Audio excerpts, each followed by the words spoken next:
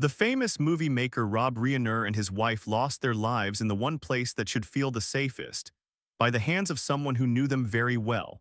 Rob spent many years making stories about family, love, and how people connect with each other. But in his own house, things were falling apart. His son Nick's long and open fight with addiction had already put a lot of stress on the family. But no one was ready for the big loud fight the night before the killings or what happened next. Now detectives are looking again at old things Nick said about his dad. Words that show there were warning signs long before everything fell apart. The sad event. Rob Reiner and his wife Michelle Singer Reiner spent the last evening of their lives on December 13th, 2025. That night they went to a Christmas party put on by Conan O'Brien. It was a place they knew well, with friends, work friends, and old connections all together for what was supposed to be a fun holiday gathering. But at the party, something was clearly not right. People who saw it later told detectives that a really loud argument started between Rob and his son, Nick Reiner.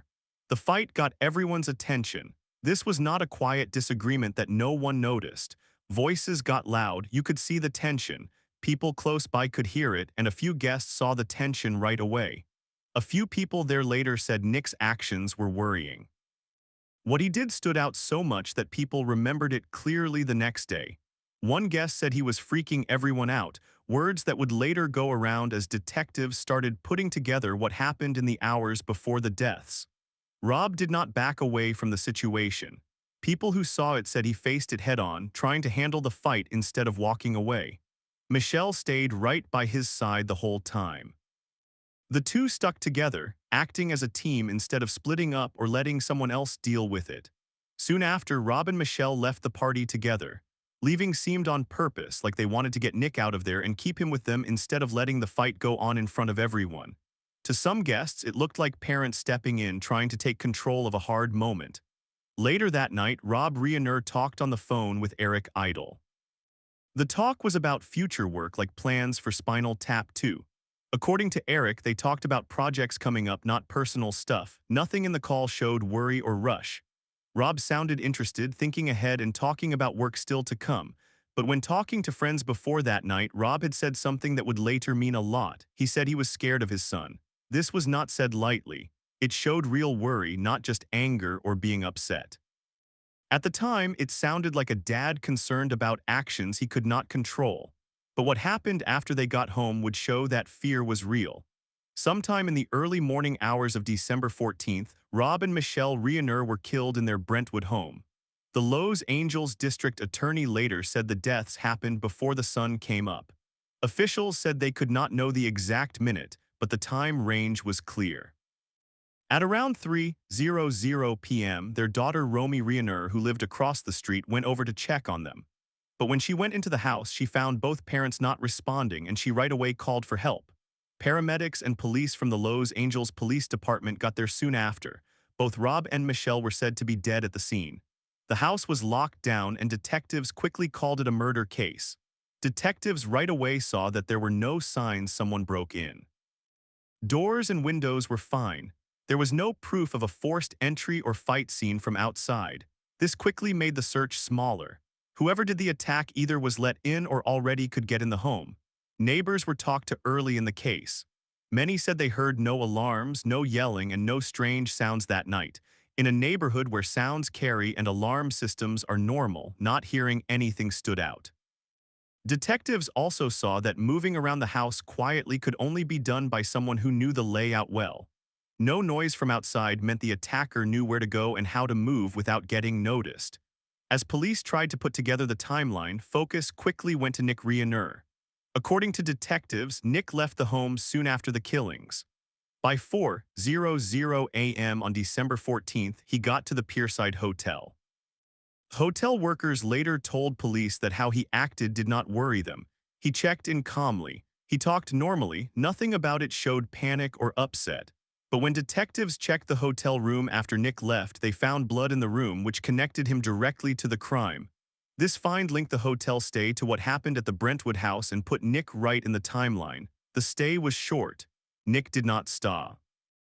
Why long? He left in a few hours, making it seem like he was not staying put or hiding but just moving around. Later that day, security cameras caught Nick at a gas station near Exposition Boulevard and Vermont Avenue. The video showed him walking in, buying a drink, and walking out. He did not hurry or look lost. Again, he acted normal, which was very different from what detectives thought had happened. By the evening of December 14th, police had found where he was. At about 9:15 p.m., officers arrested Nick near Exposition Park, close to the University of Southern California campus. Many police cars blocked the area at a busy crossing. The arrest happened where people could see it. Even with all the police there, Nick did not fight back. He did what officers told him and was taken in without any trouble. By the end of the day, things were getting clearer. A big argument in public, a quiet house, no break-in, leaving quickly, and a path across the city. But what still was not known was exactly what happened inside the home, because the most upsetting details were still coming. And when detectives started looking at the bodies, the scene, and the timeline altogether, what tests showed would change how people saw this case. The investigation and forensic analysis. Once the Brentwood home was safe, teams that look for clues went in to answer the biggest question left from what people saw and the timeline. When did Rob and Michelle Reiner die and how did it happen? The doctor who checks bodies started with figuring out time of death. Without cameras inside the home and no exact time for the attack, detectives used signs from the bodies. Two big ones were rigor mortis and lividity. Rigor mortis is when muscles get stiff after death. Lividity is how blood settles in the body after the heart stops. Together, these help experts guess how long someone has been dead. From these signs, the doctor thought both Rob and Michelle probably died in the early morning hours, about 12 hours before their bodies were found. This timing fit what detectives already thought. The attack happened when the neighborhood was quiet, when most people were sleeping and not likely to notice anything odd. After that, detectives looked at the injuries themselves. Both victims had many sharp force injuries, a term doctors use for wounds from something sharp like a knife or similar tool. The injuries were from close-up. There was no sign the attacker was far away. This means the attack needed to be close, with direct touch and ongoing movement. What stood out to detectives was not just that there were sharp force injuries, but how many there were. Many wounds meant the violence went on past one hit.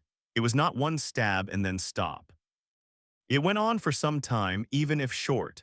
From clue standpoint, many injuries often mean ongoing action, not just a quick impulse.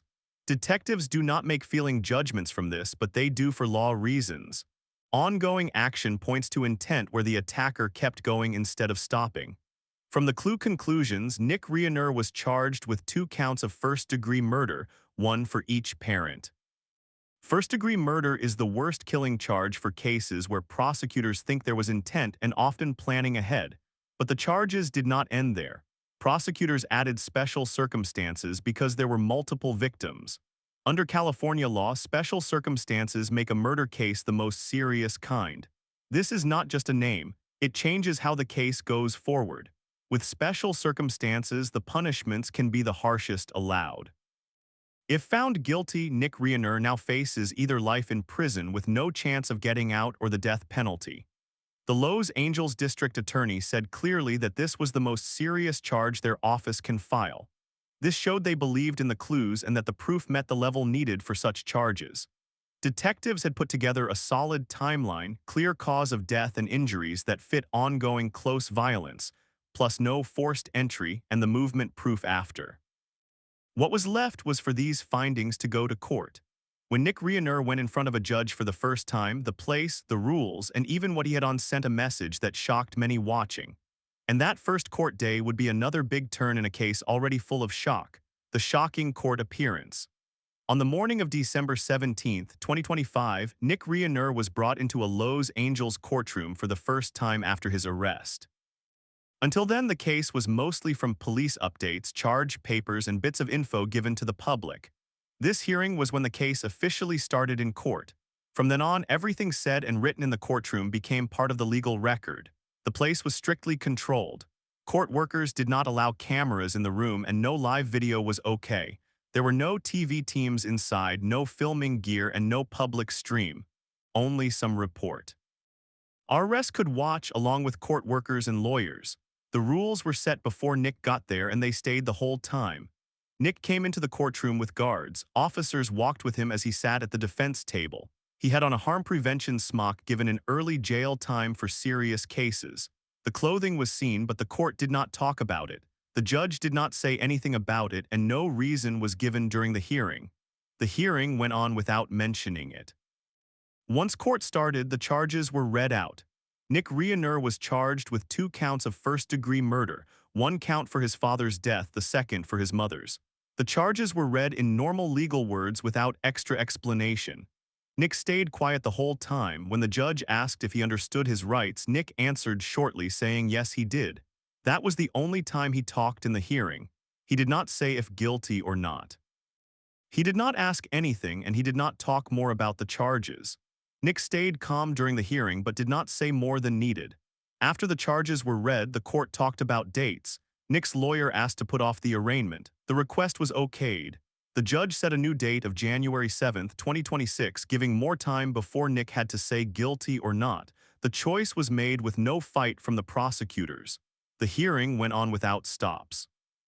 Only then did people watching really notice who was next to Nick. His defense lawyer was Alan Jackson, a name that means a lot.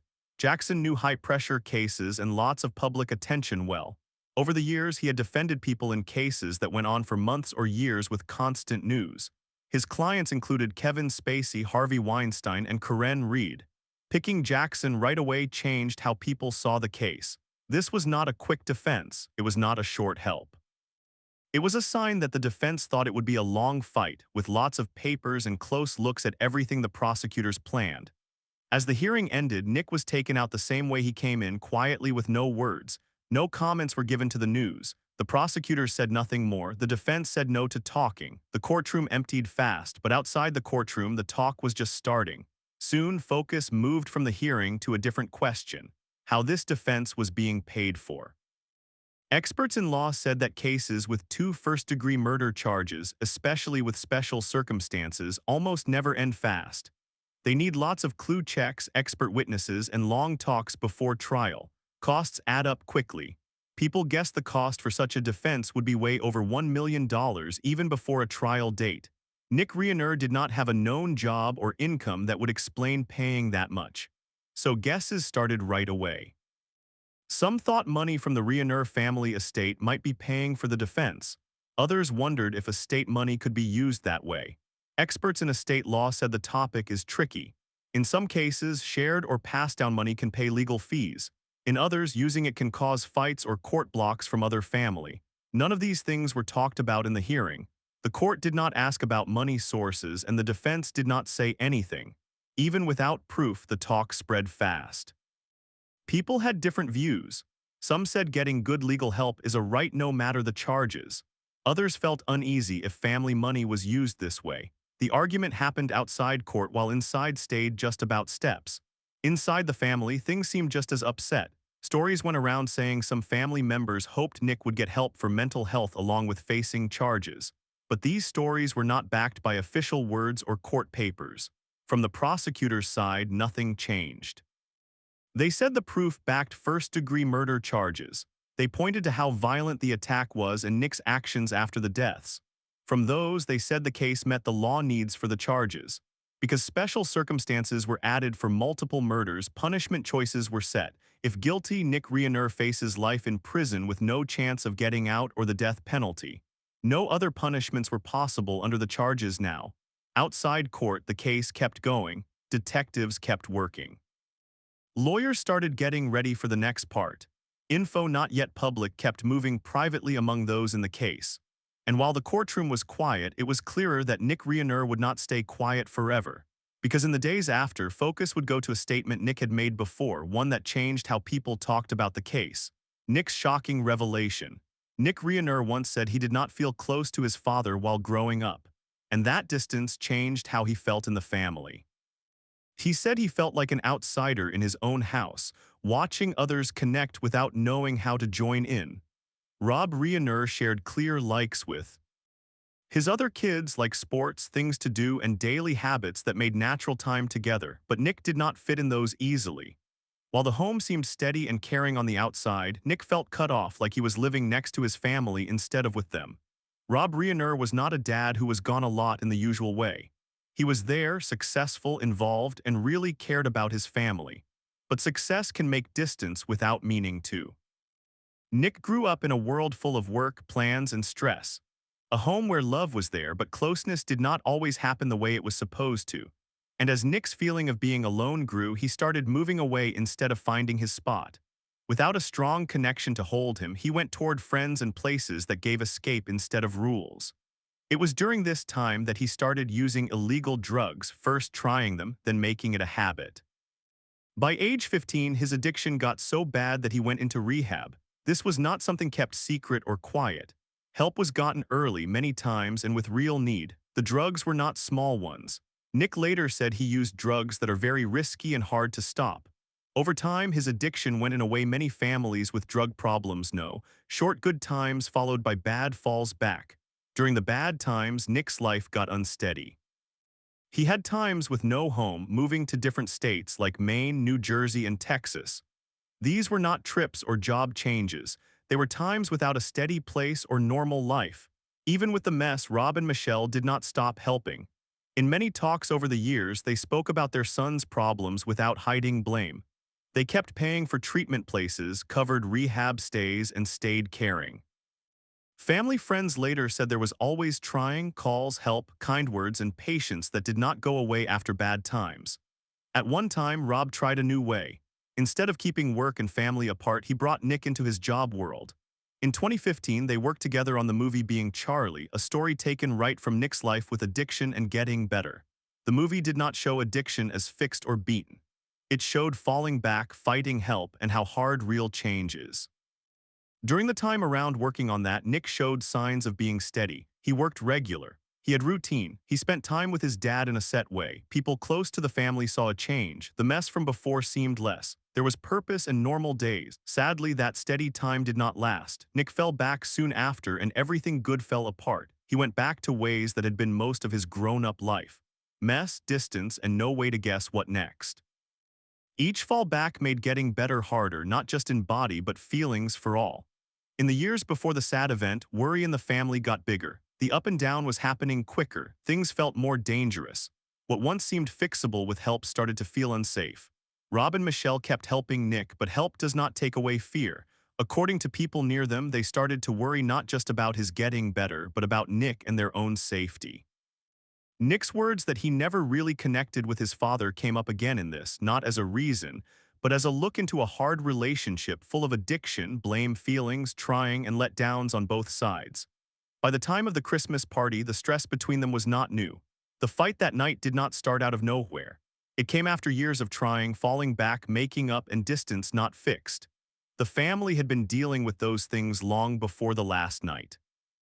Nick's fight with addiction had changed choices, relationships, and rules over time.